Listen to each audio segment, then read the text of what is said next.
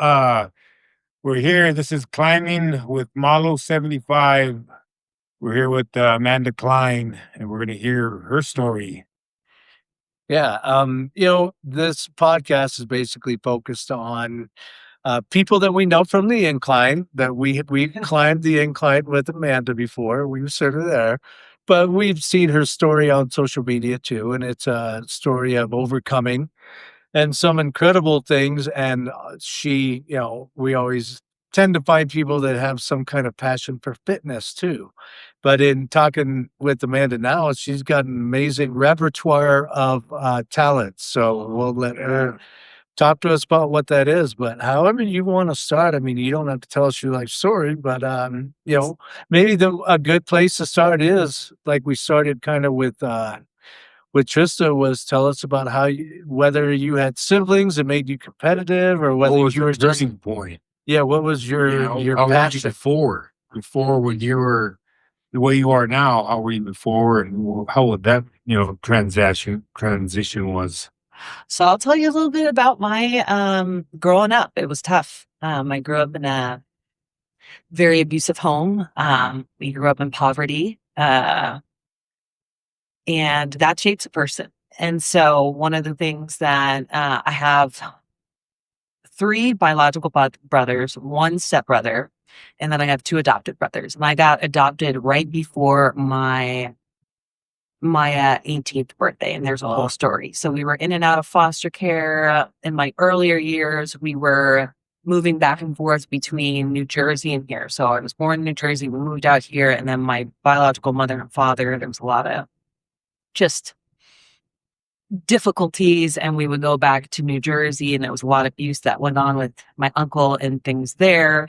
And then we came back to Colorado, and then my dad had many different relationships with women, and there was a lot of physical abuse. He was a drinker, yes. Yes, he was. And there's a whole story there, but he drank a lot, and I think he forgets a lot about the things that happened and the abuse that took place. And this is more than just whipping with a belt, wires, choking us out, guns, tons of stuff in our home that was like extremely toxic. But I am grateful for all of it.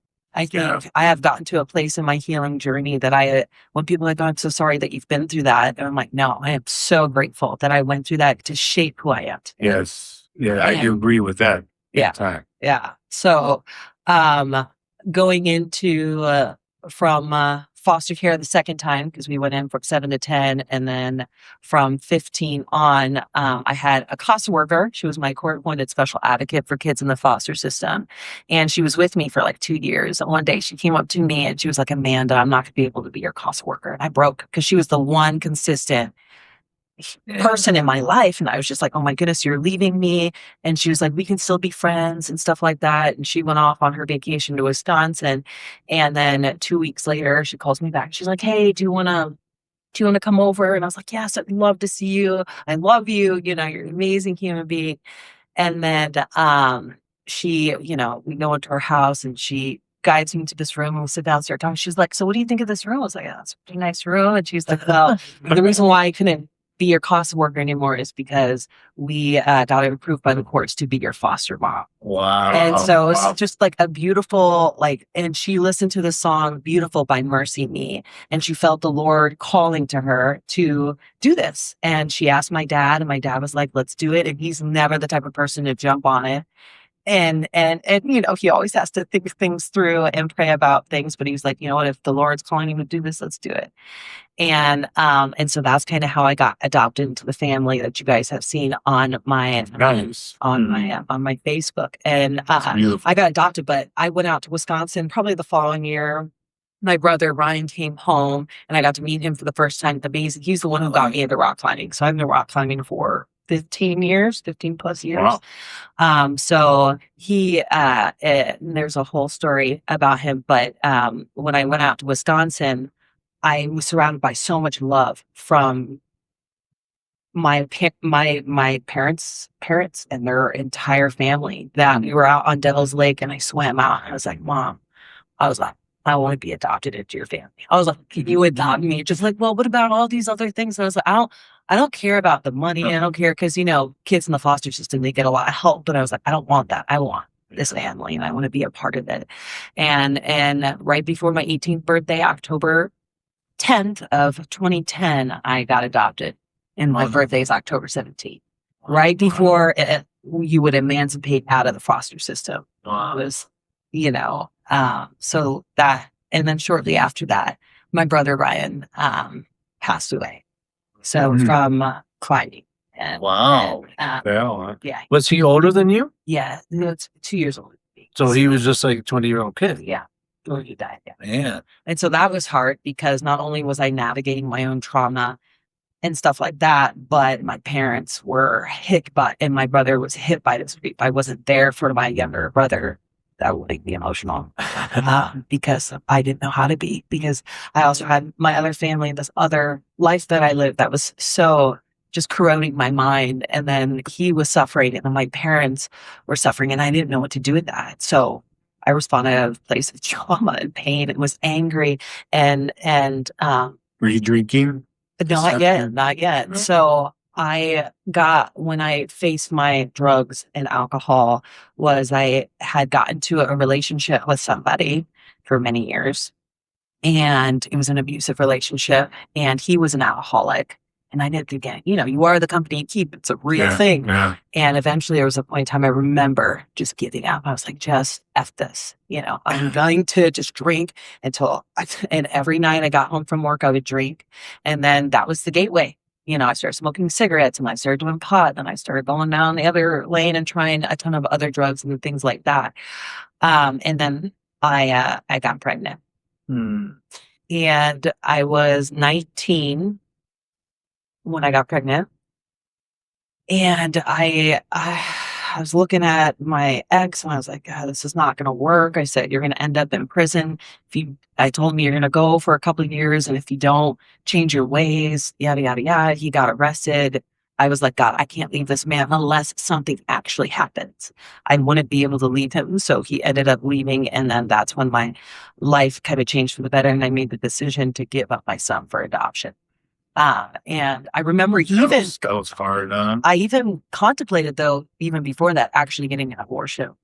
And it was, and I went to the pregnancy center and I heard his heartbeat. And I was just like, I can't do this. And then I was like, God, if you are hearing me, I was like, either you help provide, because I was working 3 jobs at the time. I was like, either you help provide, give me a family, or you help provide everything that I need to be able to take care of this baby, because I don't want to relive. I don't want him to the cycle to continue. Go through abuse. I'm still trying to work things out with his dad, and all the stuff that happened after he got adopted was just crazy. I went even deeper into drugs and alcohol and that's when I started obsessively working out. And so some people would be like, how many years have you been aggressively getting after? So I'm slowing down a bit, and there's a reason why, because I feel like working out became an addiction. Yeah. It was the other addiction. It's the other side of pushing your body. I've been there. Yeah. So hard. It's like you're inflicting pain on yourself. Just, you've done this. You did this. And I was beating myself down and my body wasn't recovering. And like, I'd probably, I have an autoimmune disorder that, probably came from nervous system just being in shock all the time. So I would go in after I gave up my son for adoption. I would cry working out, and I would just put my body through so much stress. And that was like instead of doing drugs, I would do that, and I did that all the way up until I have started my first couple miscarriages. And then I was realizing, am I putting my body through so much stress that I can't even have my son. You know what I mean? You're not eating right? Is that maybe what the deal was? Just not taking in the proper No, I work out way too hard. I don't know how to describe it, but I push my body to the max. And I'm learning how to okay, I can do 3 sets. I don't have to do 5 sets of this at max capacity. I don't need to do the incline at the fastest. I just need to enjoy it. You're doing the incline, you're on. Community is everything. Connecting with people is everything. So, Yeah. So when I was praying for a family and I was like, Lord, yeah, you either give me all the things that I need to take care of them or you give me a family. So my best friend, and these were the qualifications: somebody who couldn't have kids, somebody who was wealthy, because I could grow up wealthy. I grew up in poverty. Like, literally, I was wearing my brother's clothes. We were so poor, we were living on the streets. I'm eating out of trash cans. Like, that's how poor we were when we were kids. Was that when you were living with your bios? Yes. Where was this at? This is here. In here? Yeah, to New Jersey. So No definitely kidding. back and forth between, Wow. but we moved out here when I was 5. So, and then there was like shuffling back and forth. And then my biological mother left when I was 5. I mean, did you So- stay in like shelters and stuff? Yeah. Yeah. Like in the Las Vegas shelter? They're the ones down. Yeah. No So, kidding, guy. Yeah. so we would, I remember sleeping on cots. I remember sometimes we didn't even make it into the shelter and things were different back in the day that we'd be sleeping outside. I remember living in vans where we were our clothes were our blankets. That's how cold we were. Well, they allowed the tent cities back then that they kind of disbanded, but did you ever live in like the tent cities? No, Okay. no. Yeah, like the ones on Cimarron? That's crazy. But yeah, I want to change for a thing, but yeah, so it was that kind of level of like poverty. And so I prayed against that. And then somebody who was a believer and that the parents were still together. And so my best friend, she had no idea that I was thinking about adoption. She comes up to me and she's like, hey, I don't know if you've been thinking about adoption, but my aunt has been trying to have a kid for 15 years and she just can't. Hmm. And I was like, well, what can I meet her? She's like, tonight. And I was like, tonight. She goes back to Florida tomorrow. And she's like, she has a really nice house. They're super wealthy. It was like, check, check, check, all these things. And I was like, all right, if God isn't speaking any louder than this. And so I met with them and she was the most loving, tender person. Then I also looked at the father because I have a big father wound. And I was like, oh, he's such a calm man. And it's like, this is perfect family. I was like, okay, I don't even need anything else. You can have it. And it was by far one of the hardest things that I had to experience is he looks just like me, handing out my son for a meal. And he came out and I got 2 hours with him. I say, you are my sunshine. And I prayed over him for 2 hours and I handed him over. And so that really broke me for a long time. And so I worked out. There were still drugs afterwards that I went through. And then, Can I ask, was there a lot of like guilt and shame? I mean, what was like the pervading thing underneath your pain that you were just like, man, I just got to focus on getting fit because everything else sucks. yeah, I think there was a lot of shame. And I think the enemy wants nothing more than for us to just wallow with our victim mentality and shame. Like, you're not good enough. You're never going to be good enough. You weren't even good enough. True. You had to give up your child versus God's saying, hey, though you had these sinful things, I'm going to still work everything together for the good, according to those I call for my purpose. Like, everything's going to work together for the good. And he did. He redeemed that whole situation. Though it's a semi-open adoption. I don't really receive many pictures anymore or things like that. And he's 12, I think now. He was born in 2014. And so, I'm praying. I was, I got contacted by him not too like last summer. And I was like, God, I don't think I'm ready. I think there's still a part of me that's wounded. And I was pregnant at the time. I was hyper emotional. I was like, it would be me going back to 19 years old, trying to tell him that I love him. But it's not about me. It's about him. If he has any questions, and to remember that it's about him. I never want to, and I will never, ever talk bad about his father, because that's a part of who he is, And so, there was a lot of prayer. God, they contacted me like, hey, we're just going to drive straight through from wherever we're coming from. And, hopefully when we come out to visit family, we'll be able to stop by and see you. Whenever that is, that will be sweet. Cause I don't think I was mentally prepared for that, because it was coming full circle with little Owen, my son. So after all of my miscarriages, and I really truly believe it was obsessive working out, just that, all the food, and I'm not saying I ate unhealthy because I have celiac, but just having an autoimmune disorder and obsessively working out and constantly being in stress, the reduce of progesterone in my body. It just wasn't facilitating a space for my body to create life. And so I had to slow down. It was just like slow down and stop working out. You're not just working out. You're not somebody. That's not all who you are. You're not some fitness chick. You are a daughter of the king, and you don't need all these other things. All you need is me. You don't have to be fit to prove. And it's almost like a body armor. I started realizing I was putting on these muscles and I was like, this is armor. What am I trying to protect myself from when I have the King of Kings? Well, in your early upbringing, you were even like praying that you'd be with a family that was a believer. So you had an insertion of God into your life at some point pretty early. But tell me about, tell the world about, at what point did you come to understand that you had like a faith that was pretty important to you? Oh man, I feel like there was a progression. Going through all the difficulties in my early with my biological father and my mother, there were moments that I hyper analyze everything. That's just my coping mechanism. I feel safe behind words. I do. And so I would pray in the bathroom or I would sing and worship the Lord. And were they going to church or anything, or did you meet anyone special like when you were young? So the person that I met was my mom. So my cuss word, she was the starting of like God's true love. Like I saw God working through her. Like she was a conduit of the Lord for sure. But there are moments that when we were going in and out of foster care, there were families that had faith. And so I was always I remember just sitting outside when I was back with my biological parents after foster care or whatever, and I would just pray to God. I would go and take a shower, and when it gets all misty, I would write my prayers on the mirror, or the. At what age were you? I was like 7. So that young, right? Yeah. So, but I didn't have a faith. I'm going to say it was my own because my dad would try out. I mean, we're Jehovah's Witnesses, we're Catholic, we were Jewish, we were. So you got kind of inundated cultic type stuff. Oh yeah, there was like paganism. There was all this. Like I was just like I came to a place where I was like, I'm done. I don't believe in anything. And then I remember going to a church, not too far away. I can't remember the name of it.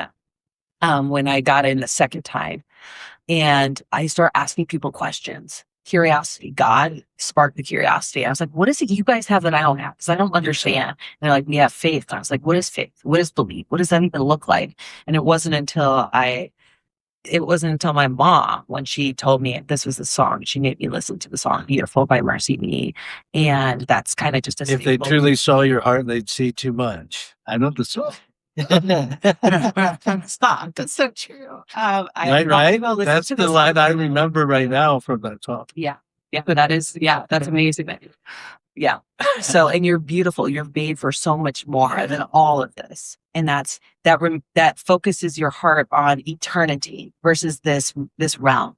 We're sent here then we have a purpose to spread our testimonies and share and connect with people and show them who God really is. But that's, part of what our goal here is with anyone is just to show I had this horrendous upbringing and then I was able to come to understand the reality, the tangibility, the love of God. Yeah. But that's coming after a lot of self-loathing. That's coming after a lot of guilt and shame, And I administrated at a home for troubled kids. So I worked with kids from age 10 to 18 for over a decade that were totally screwed up. And what I remember that was common about them is they were rebellious. Yeah. So did you have a rebellious streak? And is that what contributed to like later on, screw it, I'm just going to drink and smoke and do whatever? Oh yeah, for sure. As soon as I got into, cause my dad, we were very sheltered. So everything was hidden. And our abuse was hidden. We weren't allowed to tell. We weren't allowed to do anything. It wasn't until I got into, and I'm so sorry, Mom, if you're listening to us. But she got the brunt of my ability to express my pain. So all of it was geared towards her, though she wasn't. she wasn't the one causing me any pain. She was the one consistent safe space that I could. Well, she was the one nearby. Yeah. And so her and my dad, I mean, man, a poor man. And so like, but I'm so grateful that they gave me this space to express, because now I know what to do with my children. Like when they have tantrums, I let them express it. I'm like, you have the freedom and I'm your safe space to express how you feel. We're going to do it respectfully, of course. But so that was, I would dress promiscuous. I was trying to find myself because I never got to do that in my childhood. Yeah. I was always being whatever my dad wanted me to be. And honestly, I think there was like I helped raise my brothers, you know, and They were all eldest. Yeah. Well, I have an older brother. I'm the second eldest, but I was the eldest girl. And I think there's my eldest brother at the time, he was very young minded. So I was put in charge of taking care of like cooking and cleaning and helping with homework and doing all these things. And then also keeping the family together. So there's a part where my younger brother, when he lost it on my dad, flipped out. He and my mom, they were fighting and arguing about me actually, because I was doing early college. Oh. And they didn't have a way to pay for it. And so my dad was like, he was a musician and an artist. So he's like, I got to sell one of my pianos, whatever. They got to a giant fight. Guns went off. My third brother, the third youngest, he actually went, and we had talked so many times on how we would tell people, and he actually took the first stance, and he saved us all from. He literally ran down the sewage line to the fire department and told them everything. Oh. And then from then we went to foster care a second time, and I wouldn't be at like age 10 for you, or I was 15. He was 14 years old. It just the amount of courage it took him to get to that point, to look at my dad and say, "You're messed up." Not in the next way.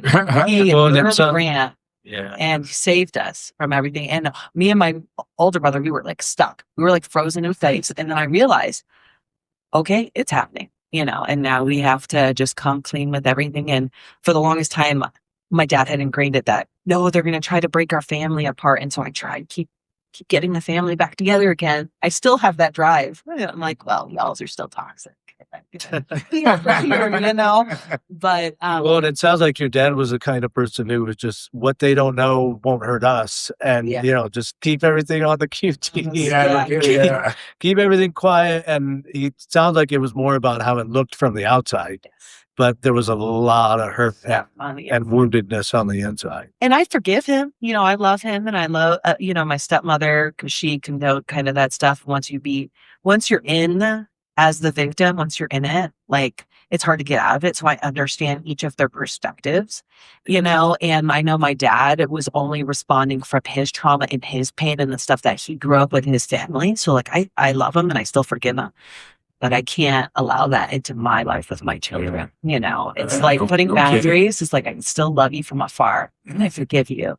But you can't have access to me, you know? And so, well, it sounds like there's a chapter that you should talk about, which is meeting your husband. Yeah. And then then talk more about the miscarriages in the context of all of that. And then now having a 9-year-old little boy.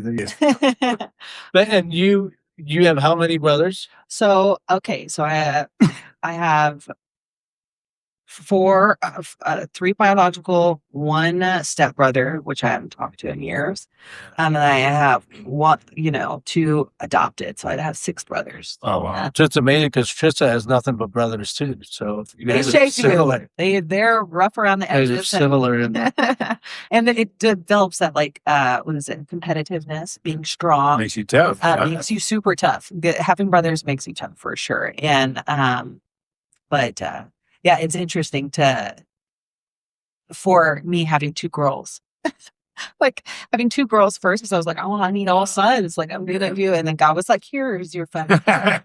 Don't forget to tap into your femininity. Well, I wanted to backtrack for a second. Just, you know, when you were talking about the fact that you had fitness like as an addiction and you were rock climbing since age 14, 15 or whatever it was. But we know plenty of people at Manitou that worship their bodies. I mean, that Manitou's full of that, of people who just worship they don't really know what they're doing. And of course, we're coming at it from a more holistic spiritual side, that everything has a spiritual underbelly. And that's what we're trying to, confront on a continual basis. But so then at some point, your life turned pretty positive and you had a husband and all that. So there was, you guys talked about it in your last podcast, hitting rock bottom and realizing that Jesus is the rock. So what was yours? Mine was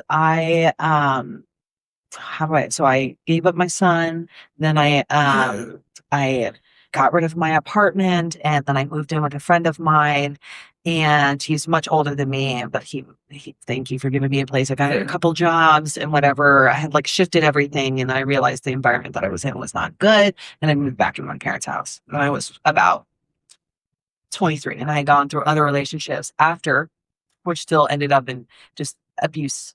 And I was like, Mom, like, please let me come back home. Because they were letting me go through the ringer. Okay. They weren't trying to spoon feed me anything, even though they could have. They were like, no, you made these choices, and these are your natural consequences to what you have chosen, and you have to learn it.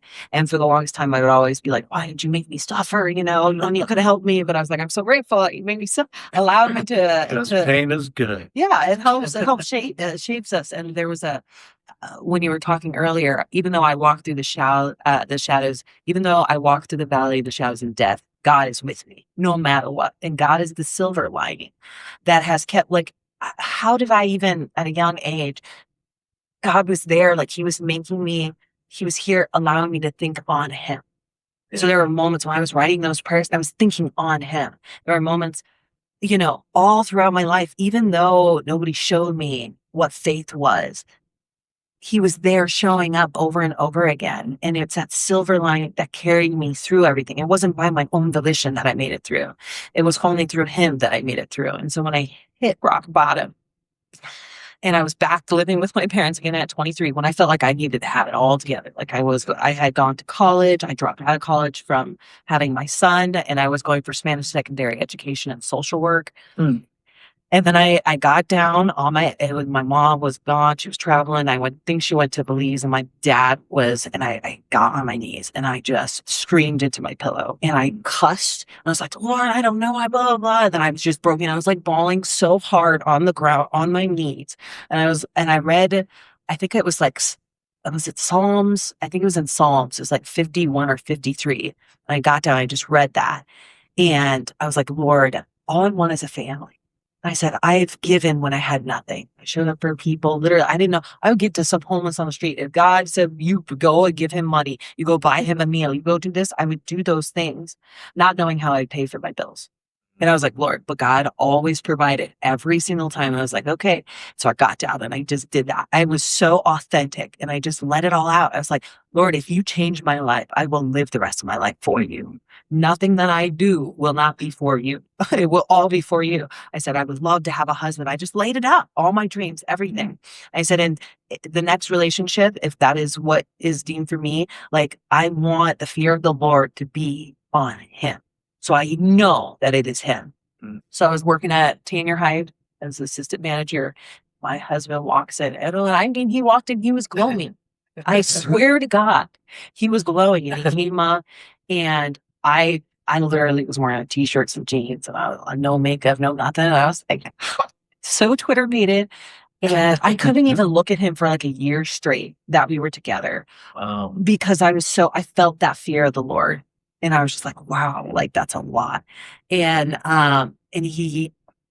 we met and we were inseparable from the day that we met. And I moved in with him and we got married a year later. And it was crazy because he would sit every morning before he went to PT. He was in the military for 12 years and he went through like Iraq, Afghanistan. So he could carry the weight of my trauma, which was such a beautiful gift. I was like, oh, thank you. But he would sit on the edge of his bed, at the edge of our bed before PT, and he would be like, Amanda, he would say the most beautiful things. It's so healing. I didn't even believe him. He's like, I will show you that I love you and that I care about you and that you're chosen. It was like God speaking through him to me. Wow. To heal my heart for like a year. And he would get home and he'd get on his knee and he'd ask me to marry him for a year. And then we went out to Texas afterwards and he proposed to me on a boat. And then after that, we had my daughter, Ava, and I became a mom. And Ava is how old now? Ava is 7. Okay, so that was like 8 years ago. Yeah. All of that. And, and then I have my second daughter, Lena. She's 5, and then I have my 9-month-old, Ellen. And it's crazy because my husband's father passed away probably like 5 years ago. He was supposed to come out and visit. And 2 weeks before he was going to come out to visit, he passed away, and my husband changed. It's like, you choose to love somebody every single day, and no marriage is perfect. It comes with an array of difficulties, and you're like, I'm choosing to love you and this new person that you're becoming. So anyway, his dad's dying wish was to have Ellen Melda Klein the fourth. Okay. And that I was constantly met with miscarriage. And that the first one took me by storm. I was like, and I was like, were those all after your second daughter was yes. born? Okay, so after your second daughter was born, you began to have a bunch of miscarriages. Yes. And you thought that was because that was congruent with you becoming like a fitness site. Yeah, I was crazy. I was so into. Were you climbing mostly, or did you go to like a place every morning at 4 a.m, or so what? I would just climb. So I would take my daughters with me to the gym and work out for 4 to 6 hours. That's awesome. It's 4 to 6 hours. Yeah. I would be in what time of day? Because they open at 10, so I would go right at 10. Wow. My husband actually gets up at 2. And then so he was providing, and you were lifted. Yeah. You were climbing as climbing with Malos. I mean, and on that note, I've heard so many things, and you said that we didn't know when this conversation started that are beautiful for this environment. I mean, it's a godly confirmation for me that, we both were like, Amanda Klein, and we were like, yes, let's do that. And it was totally of God. Now, in retrospect, I see. Yeah. It gives me chills because it's like, dang, this is like incredible testimony that you're sharing.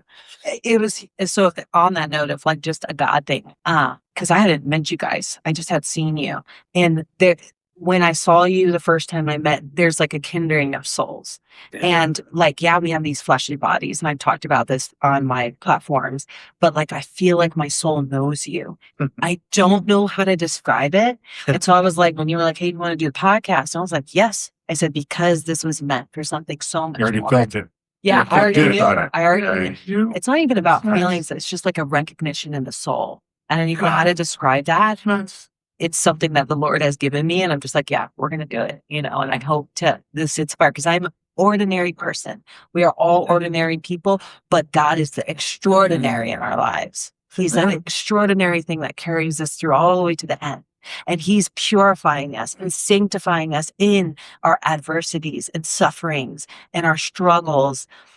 Like, just if we can take a moment to look at all of those things that we've endured and know that it's for the purification and the sanctification of our souls, preparing us for eternity with him.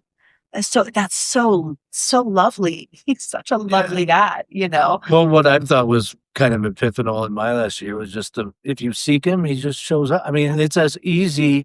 It's a talent to be mastered, to just seek the Lord. And then when you do, everything you feel the words, seek the Lord with all your heart and don't try to understand anything, in all your ways acknowledge him and he'll make everything okay. And we've all three of us gone through some really rough stuff that somehow we're coming out of it okay. Yeah, that's not from us doing anything that made it that way. Right. It's because of God. And without the difficulties and adversities, we wouldn't see how good he really is. When you see anything good in your life, walking, I just am like, oh, thank God for that. And I choose, and I think I just wrote about this, focus on what is true, what is trustworthy, what is praiseworthy, what is honest, what is good.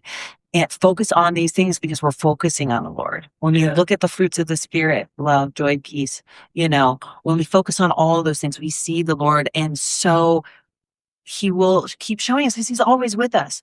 Our ego wants to convince us that he isn't, but he is so very present with us. Well, I think that's one of the reasons for Martin's podcast is the fact that we live in a world that would try to purport that everything is horrendous and screw it up. And there's some element of truth to that, but yet if we focus on good stuff between our ears. It's just your life is still can be beautiful. Oh yeah, even in It the can still be a beautiful upward direction that we can take our lives continually. And so that's where, and then we meet you, who's got this super on fire, soul on fire attitude that's inspiring and encouraging to us. Absolutely.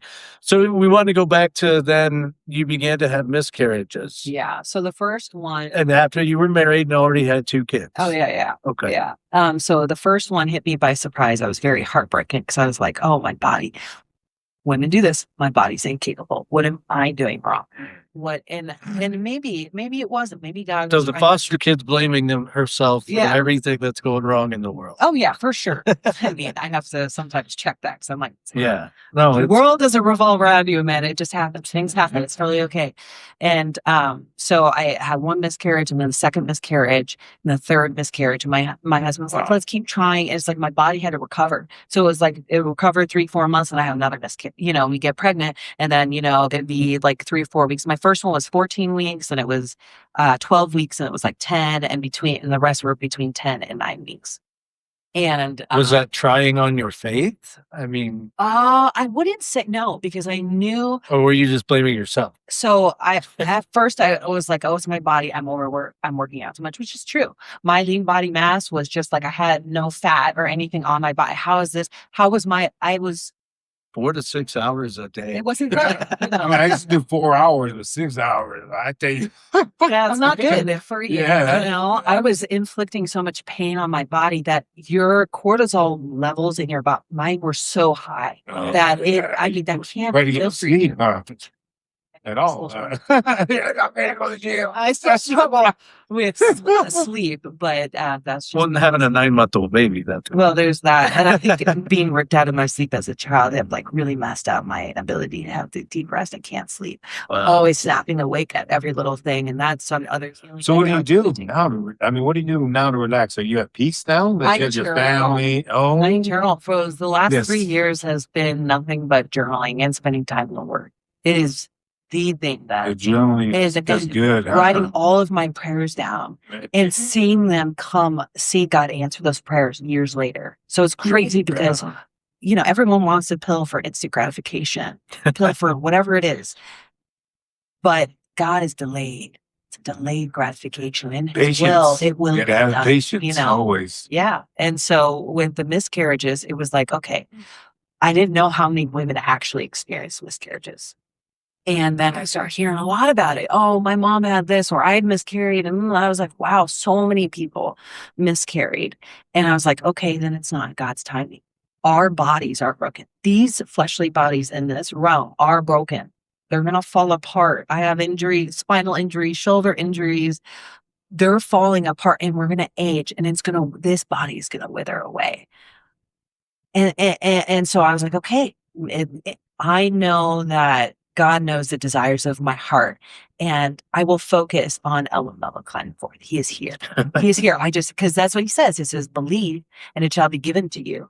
Now, in what timing that is God's timing. So I was like, okay, in your will, let it be done. And I kept praying for 2 years, miscarriage after miscarriage, recovery. How many did you ultimately have? 6. Wow. So I actually have a tattoo of all the feathers. I still have to get a couple more. For all my miscarriages. Wow. And then all of these represent my children, and I have to put L in here, but I'm adopted, and then my son's adopted, so he's connected here, and then Eva and Lena, and then L will go here. But then all my 6 miscarriages, my mom had told me, she's like, Amanda, those kids are in heaven. Yeah. They're waiting for you. You're gonna, and so when I thought of that, I was like, oh my gosh, that's beautiful. And then crazier, I was learning about, it's called microchimerism, I believe, where all the stem cells from all of your babies still dwell within you after they pass. So a little piece of heaven exists in me. And not only that, because I had LML climb the fourth, it's all in him. So he's carrying. I feel like he made it possible, like all the deaths of the babies and all the stem cells from that made it possible for my little Owen to come into the world. And so they made his life gospel, and he's carrying a piece of heaven and I'm carrying a piece of heaven. And so that when she told me that, I was like, I just can't hear it. Well, and was that, I mean, obviously a year and a half ago, you find out you're pregnant again, Right. but you don't know if it's going to term or not. So you're Seriously. just, but then after 20 weeks, you find out this one's a boy. Yeah. So did that give you just that much more of a confirmation? Like, Oh, yeah, I think this this is is going to be born. Oh, yes. Oh, yeah. So when we went in for the first ultrasound to hear the heartbeat, because I've gone in and there's no heartbeat too many times, or there was a heartbeat and going for the second one, there's no heartbeat. And I went in and I sat with my husband. My husband isn't a believer, And so I sat down, I said, honey, I know you're not. I said, but we're going to pray. And so I'm shaking, I'm pretty profusely sweating, get inside. And, after 6 miscarriages, you're expecting the worst. And I'm shaking. Yeah. And she's like, look at that. She's like, do you see it? The heartbeat. And I was like, Is that the farthest you went? For that one, I was like, okay. And so every time I would get rocks with, biblical verses on it. I would go find one. And every time I would go in, I would have that verse and I would pray before I go into every single ultrasound. And when they said it was a boy, I knew. I was like, okay, God, in God's timing. There was Well, had any of your miscarriages gotten to like 20 weeks? no. No. Okay, so So once the- you were the at like longest was 20 14. weeks, Oh, then you knew. okay. Yeah. Knew that, okay, this Yeah, is going same. farther and this is a big deal. When we hit the 22 week mark, it was more like 24 for me. I was like, okay. So what did you do? I mean, because you're so obsessed with working out, what did you do when you were pregnant? You just chill out on that? You walked for miles. No, I did. I actually, so for the first 5 months, I worked out every now and then. It might have been like twice a week, maybe. And then near the 5-month mark, I just stopped altogether. And I was like, this time is dedicated to the Lord. Yeah, you're just going to chill. But you're content, I bet. I was just like, chill, put the TV on, relax, eat some popcorn. well, I take care of my kids, but it was more like just relish in this time. I mean, but that's different though. I mean, you take care of your kids, but I mean, it's different than going to the gym and just getting whacked inside the gym. Yeah. Because I used to be like that. Yeah. I would go to the gym for that 4 hours a day, every morning, 4 o'clock, 3 o'clock in the morning. Yeah. And when we were doing doubles, we were on the hill for like 3-4 hours. Yeah, 3 hours. And now, if we did it, we'd probably be on them for 6 hours. Well, so many people are like, oh yeah, working out is so healthy and I'm doing this. I said, to a point. Yeah. To a point isn't healthy before you realize that the worshiping of your body. And that's something that even on my platforms, I've kind of shifted away from because I don't want to be addicted or I don't want to worship my body. I want I want to be a conduit of God's light in other people's lives. And it's not about how my body looks. It's about doing what the Lord has called me to do. And that is it. That is it. And so I've kind of shifted away from that, though I still work out. And my max is like 2 hours, you go home. Well, then You go home. You gotta I'm done. So 9 months ago, you have your boy. Yes. And then how was the adjustment after that, getting back into the realm of, okay, how much should I work out? When did that immediately start? Like a week later? right away. That's the thing is now that it's like, oh, well, she works out 6 hours. Like that's not what a normal you would be. Like Trista. Like Trista's not. She has a schedule that's pretty insane, and you do, but you just got back into it. So I got so it was crazy. I almost died having my son. I lost 2 liters of blood, Wow. and I was like, okay. Was it like a C-section ultimately? No. So I pushed him out and I had a double load placenta and they had to rip it. They had to rip the placenta out because I couldn't deliver my placenta. And so when they ripped it out, I just kept bleeding and bleeding and bleeding and bleeding. And there was a moment in there that I saw the fear in my husband's eyes. I saw the doctors. I saw my mom like getting emotional. And I was like, oh, they were like, hey, we're going to probably have to go into surgery. We might have to, cauterize or femoral arteries, or we're going to have to do a hysterectomy and remove it. Who knows how that whole thing's going to go after having lost 2 liters of blood. And so I was like, okay. I looked at my mom and I was calm. It was the weirdest thing. It was just like this peace, calmness. And I was checking. When your boy's like 2 hours old. Yeah, at he this wasn't. point, right? I don't even Or know. one He hour. took him and they were doing his thing, and I was just like kind of out of it. They were telling you that there are complications. yeah. They were trying to pull blood from me by body. Were you calm because you had a boy? Thinking, oh, the boy's he's fine. Well, I So- looked at my husband and I looked at my son, and I was like, if I were to pass away right now, I am highly content. Yeah, that's what- okay. Yeah. I was like, this is, and my husband's the provider. We have a traditional home. And so he's the main provider. And I stay at home and I take care of the kids. And so I was just like, he's a great father. He's an amazing man. And I was like, they're going to be fine if I'm gone. And we have had a conversation. I was like, you find a woman of God if I go like, raise these children. Okay. But I was completely calm. And I just saw, and I don't know. I asked my mom to pray. I said, if I'm meant to go, I'm meant to go, and I'll be dancing with my brother in heaven, and I'll be with Jesus. Please do not mourn my death. I was like, you celebrate it because I'm in heaven. And I said, but we have to give it to God right now. And so she prayed, and I swear it was just everything in the room shifted. They were trying to pull blood. They weren't able to pull blood before. After that, they came in. They were like, oh, everything seems good. It looks like you're returning back to normal. I was just like, all right, thank you. Thank you, Jesus. You stopped bleeding. Yeah. Yeah. I stopped bleeding after Nice. that. And they brought in the Jada system to help, pump, and everything started kind of leveling out. I even asked the doctor, I said, I know you want to do this right now. Could you just like wait before you go and make she's like, all right. I'm going to give you like a couple minutes. And then we prayed. And then after that, everything started working. They were able to pull blood. They were running tests and everything That's was awesome. balancing out. I was like, only the Lord Yeah. could awesome. make that work. And so when I got home, it was probably the second week postpartum. I was like, let's go on a walk. That's how I got back into it. And I could not. Then let's walk. climb for 6 hours. I don't work out like that anymore. That is actually ended. But I couldn't even make it around the block before I get lightheaded and have to like kneel down because I felt the urge to pass out. We do 2 blocks, and then 3. And then once I felt good enough to walk and that the walking got better, I started going to the gym, going to, the YMCA and trying to lift. And it was hard because even still today, my body aches. And there's like this significant pain. It's there reminding me, hey, I have it today. It's like my joints and my bones, everything hurts. And so it's like, God, I'm grateful for that pain because it shows me like you did too much yesterday. Yeah. You need to tune it back a little bit. Or you need to take care of your nutrition. You need to eat. You need to. Listen, I ate 2 minutes just because I did a hell this morning. Oh yeah. Side note, did you meet Datron at the YMCA? Yes. So you knew him. That's why I figured you guys knew each other in person. Yeah. Such an amazing. So you knew D-Man from the YMCA. Yeah, he came up to me the first day that I was there, and he was like, "Wow." So, he's such a charismatic, kind man. Yeah, he has such a good heart. Yeah. Yeah, when I talked to him the first time, I was like, "Man, the Lord's light shining through him, and he's changed. He has the ability to change people, and he comes in with such joy, and it's so magnetic."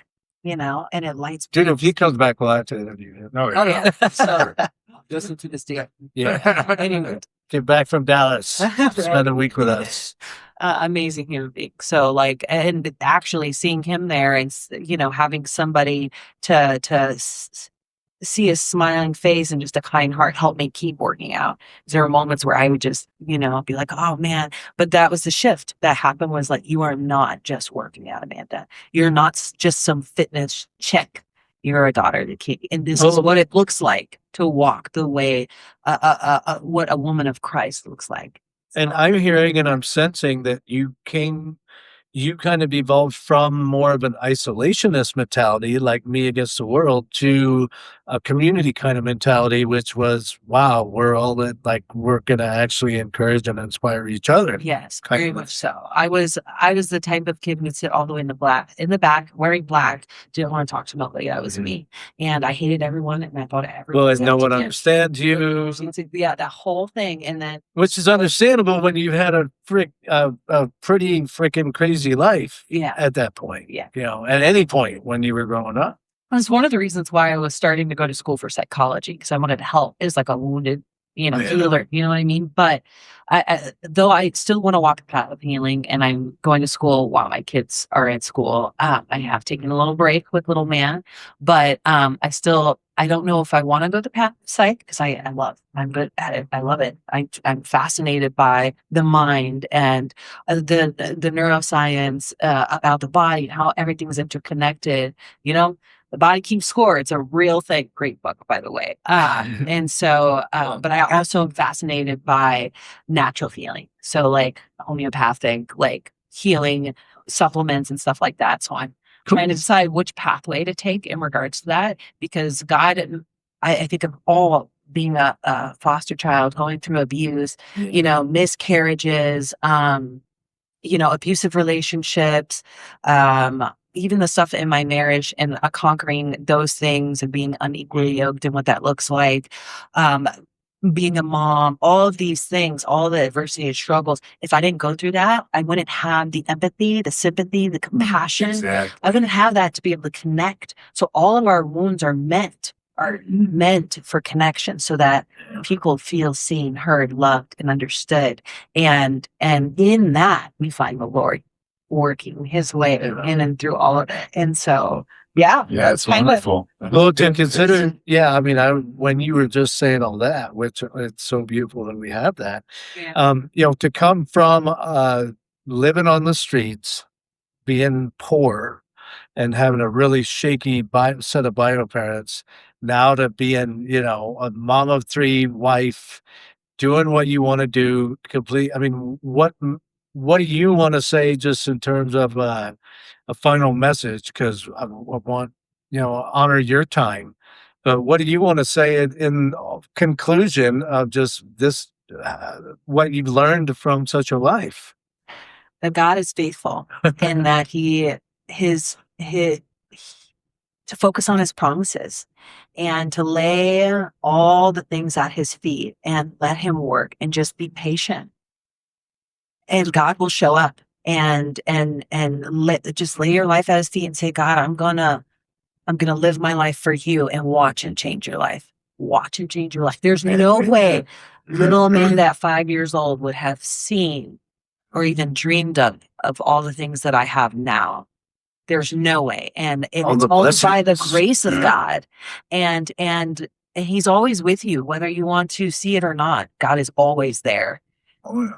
That smile and just be a conduit of his light. And then once you accept that into your heart, just live your life for him, it's going to change everything drastically. Because I literally, my story is about redemption. It's a redemptive story and how God is the silver lining through all of it. I do want to ask a question you've reminded me of, sparked an interest in. Did you have to go through a period of forgiving those from your past? Yes. I mean, oh yeah, for sure. And I didn't really understand it because I was a people pleaser too. There's a part of me that's like, I always wanted to give and love bomb you. I was going to love you so hard that you're going to like me. And then realizing that, sometimes, people are going to see you through their level of healing. So everyone has their lenses of life on that they've experienced that's kind of been ingrained in their nervous system of like from childhood all the way up. And they're going to see you the way that they want to see you. And there's nothing that we can do to change that, And so I realized like my dad's pain, my brother's pain, my friends, whatever it is, it's not a reflection of who I am. It's actually a reflection of who they are, however it is. When it comes at me and I'm like, oh, whoa, like, oh, it's me. I got to people please. I got to fix all these things. It's like, no, like they just want to be seen, heard, and loved, and valued. And sometimes everyone has their own subjective healing journey. Sometimes I don't know how to do that, and that's okay. And yeah, so there's that. People have their own lenses of trauma. They see yourself in the soft people pleasing and kind of just love people where they're at and forgive. And like there's even in the last couple of years, I've done some immense amounts of just forgiving. It's okay because I see it now. I've done enough studies and God has opened my eyes and pulled the veil back. And was like, this is why they are the way that they are. And it's not your job to fix it. It's not your job to come in. It's my job to do that. Pray for them. because you're when you pray, I feel like you're calling on to the Lord and cloaking them in His light when you pray over them, and so just pray. And God will heal them. And if there's something that God's calling you to do, and it's very prominent, you feel it through your being, your soul, then do those things. But until then, just forgive, let go, move on. Because if you don't, the victim mentality can corrode your mind. Yeah. And the enemy wants nothing more than for you to walk that path in isolation, and then the whole world's against you, and then it's just a snowball effect of negativity, and you can either exist in a higher plane of positive energy that exists in the world, or you can exist. So it's a better way to be, to Yeah. live that way. And it is, it's not even they call it toxic positivity. It's no, it's where your truth and the promises lie. And that is the creator of the entire existence of life itself, and I'd rather trust that than my own. And the fact that he's actually on your side. Right. Yeah. He's on your side. Part of your team. Yeah. And I love that. Yeah. Which we have all experienced. Yes. Well, we're going to wrap this up. Amanda Klein Thank you was, guys. do you have Instagram? I do have an Instagram under Amanda Angelica Klein, and Facebook and a TikTok. So Amanda Klein with a K. Follow her. Follow her. L-I-D. Give her some support. Thank you. But you'll be seeing this on Climbing with Model 75. You guys need to like, comment, subscribe, do all those fun things, and support if you like it. Yeah. Any last words, anybody? I don't think so, unless you want me to say that prayer again. I would love this. Yeah. Everyone should adopt this saying. It's beautiful. I think I'm going to have to write it down and start kind of praying it over my family and my children, and just me walking into the world and getting on the mountain. Oh, Yeah. got a 14er this weekend, so I'm super excited about that. Yeah, nice. So I'll be hopefully Mount Yale, right? Yes. So crazy. My 4th miscarriage, I actually did Mount Yale and failed it.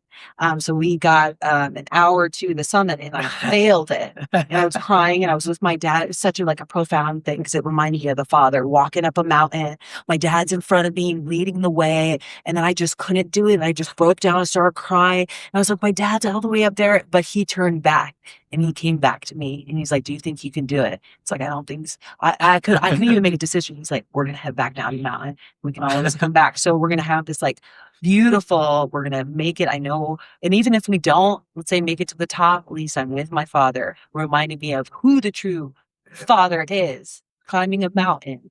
That's awesome. Yeah. Like when me and Mark did it, we were crying too, but we just our ride was at the top. So we had to get Hey, that's nice. We're going to run down the mountain. So. Turn back 10 feet from the top. Well, all these rocks. Yeah. Amanda just mentioned something. I just always say this while I'm going up the incline, which is, Father, I sing all your praise, how your words of life do glisten. You're the hope in all my days, including this one. Be the voice to whom I listen. That's what I say. Amen. Amen. Thank you guys. All right. Thank you. Thank you. Thank you very much. Yeah. You guys, What an check awesome it out. cover. Thank you for watching. Climbing with Model 75. Awesome. Yeah.